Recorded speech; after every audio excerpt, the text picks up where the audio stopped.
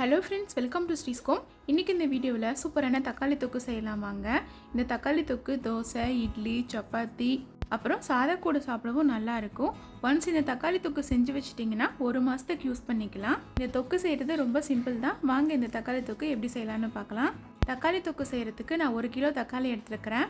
இந்த தக்காளியை நல்லா வாஷ் பண்ணிவிட்டு இந்த மாதிரி சின்ன சின்ன பீசஸாக கட் பண்ணிக்கோங்க.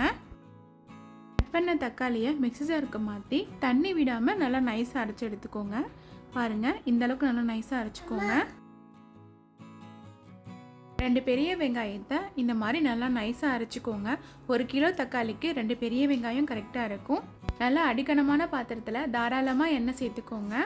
எண்ணெய் நல்லா சுடானதும் கடுகு, கடலைப்பருப்பு, உளுத்தம்பருப்பு சேர்த்துக்கோங்க. கடுகு பொரிஞ்சதும் அரைச்சி வச்சிருக்கிற பெரிய வெங்காயத்தை சேர்த்துக்கோங்க. பெரிய வெங்காயத்தோட கலர் மாறுற வரைக்கும் நல்லா வதக்கி எடுத்துக்கோங்க. பெரிய வெங்காயம் பாதி வதங்கினதும் இதில் 1 டேபிள் ஸ்பூன் இஞ்சி பூண்டு விழுது சேர்த்துக்கோங்க. கூடவே ஒரு கைப்பிடி அளவுக்கு கருவேப்பிலை சேர்த்து நல்லா வதக்கிக்கோங்க.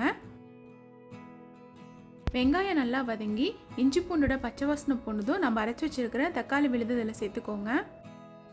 இப்போ இதை 2லேருந்து 3 நிமிஷத்துக்கு நல்லா கைவிடாமல் கலந்து விட்டுட்டே இருங்க.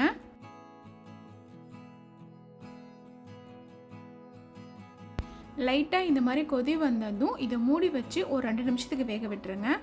கொஞ்ச நேரத்துலேயும் தக்காளி எல்லாம் நல்லா வெந்து தக்காளியிலேருந்து தண்ணி விட ஆரம்பிச்சிடும். ஒரு டைம் நல்லா கலந்து விட்டுட்டு இதில் மசாலா ஐட்டம் ஆட் பண்ணிக்கலாம். 1/4 டேபிள் ஸ்பூன் மஞ்சள் தூள், 1 டேபிள் ஸ்பூன் தனி மிளகாய் தூள் சேர்த்துக்கோங்க. கூடவே தொக்குக்கு தேவையான அளவுக்கு உப்பு சேர்த்துக்கோங்க. உப்பு சேர்த்தும் போது பார்த்து சேர்த்துக்கோங்க, ஏன்னா இப்போ அளவு அதிகமாக இருக்கிற மாதிரி இருக்கும். இன்னும் வேக வேக இதோட அளவு குறையும். அதனால் தேவைக்கு ஏற்ற மாதிரி உப்பு சேர்த்துக்கோங்க. போட்ட மசாலா எல்லாம் தக்காளியோட ஒன்றாகிற மாதிரி நல்லா கலந்து விட்டுருங்க. தேவைப்பட்டால் இந்த ஸ்டேஜில் லைட்டாக தண்ணி விட்டுருங்க. நல்லா கலந்து விட்டதுக்கப்புறம் இதை மூடி போட்டு இதை நல்லா வேக விட்டுருங்க. பாருங்கள், தண்ணியெல்லாம் இறுக்கி லைட்டாக கெட்டியாக ஆரம்பிச்சிருச்சு. இதுக்கப்புறம் அடிக்கடி கலந்து விட்டுக்கிட்டே இருக்கணும். இந்த தக்காளி தொக்கு செய்யும்போது அடுப்பை மீடியம் டு லோ ஃப்ளேமில் வச்சுருங்க. முக்கியமாக லோ ஃப்ளேம்லேயே வச்சு வேக விடுங்க. அப்போ தான் தக்காளி தொக்கு நல்லா வெந்து வரும். நல்லா கலந்து விட்டதுக்கப்புறமா இதை மூடி போட்டு வேக விட்டுருங்க. பாருங்கள், தண்ணி எல்லாம் நல்லா ட்ரை ஆயிடுச்சு. இப்போ தக்காளி தொக்கு பாதி சூப்பராக ரெடி ஆயிடுச்சு. இந்த ஸ்டேஜுக்கு அப்புறம் அடிக்கடி கலந்து விட்டுக்கிட்டே இருக்கணும். தொக்கு செய்கிறதுக்கு ரொம்ப டைம் எடுத்துக்கும். அதனால் நீங்கள் ஃப்ரீயாக இருக்கும்போது இந்த தக்காளி தொக்கு செய்யுங்க.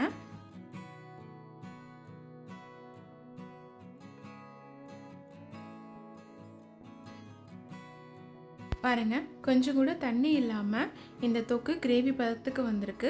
ஆனால் இன்னும் கொஞ்சம் நேரம் வேகணும். அப்போ தான் அந்த தொக்கு பதத்துக்கு வரும். நல்லா கலர் சேஞ்ச் ஆகி வரும்.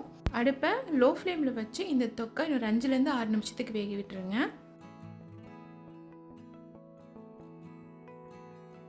இப்போ ஒரு 10 நிமிஷம் ஆகுதுங்க. பாருங்கள், எண்ணெயெல்லாம் பிரிஞ்சு வந்து தொக்கோட கலர் நல்லாவே மாறிடுச்சு. இடையில நல்லா கலந்து விட்டுக்கிட்டே இருங்க. இந்த ஸ்டேஜில் தேவைப்பட்டால் கொஞ்சமாக நல்லெண்ணெய் சேர்த்துக்கோங்க.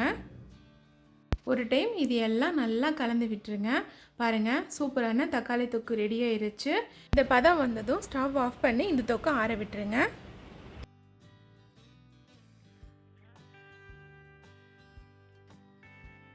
தொக்கு நல்லா ஆறிடுச்சுங்க. இதை ஒரு வாட்டி நல்லா கலந்து விட்டுட்டு ஏர்டைட் கண்டெய்னரில் ஸ்டோர் பண்ணி வச்சுருங்க. இந்த தொக்கு 1 மாதம் வரைக்கும் கெட்டு போகாமல் இருக்கும். இந்த தொக்கு தோசை, இட்லி, சப்பாத்தி, முக்கியமாக சாப்பாட்டுக்கெல்லாம் சூப்பராக இருக்கும். கண்டிப்பாக நீங்களும் ட்ரை பண்ணி பாருங்கள். உங்களுக்கு இந்த வீடியோ பிடிச்சதுன்னா மறக்காமல் இந்த வீடியோக்கு ஒரு லைக் பண்ணுங்கள். இதே மாதிரி நிறைய ரெசிபிஸ் தெரிஞ்சுக்க என்னோட சேனலை சப்ஸ்கிரைப் பண்ணிக்கோங்க. கண்டிப்பாக இந்த தக்காளி தொக்கு செஞ்சு பார்த்துட்டு எப்படி வந்ததுன்னு மறக்காமல் கமெண்ட் பண்ணுங்கள்.